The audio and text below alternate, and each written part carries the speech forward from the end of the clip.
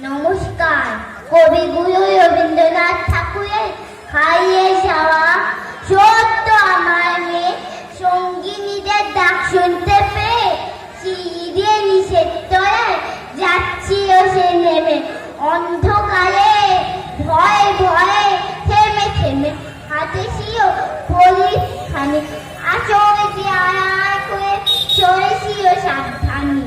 আমি ছিলাম সাথে, তারা ভয় চৈত্র মাসের রাতে হঠাৎ মেয়ে কান্না শুনে উঠে দেখতে গেলেন ছুটে।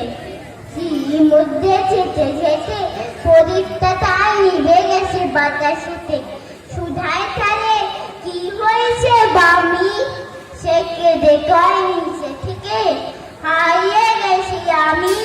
তার ভয় চৈত্র মাসের রাতে ফিরে গেছি সাথে। মনে হলো আকাশ ফেলেছে আমার বামির মতোই। অবনীকে এক মেয়ে নিয়াম বয়ে আসে ওইখানে গিয়ে। দীপশিকাজি বাঁচে একা চলছে ধীরে ধীরে।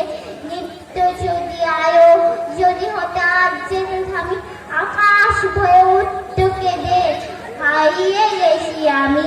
নমস্কার।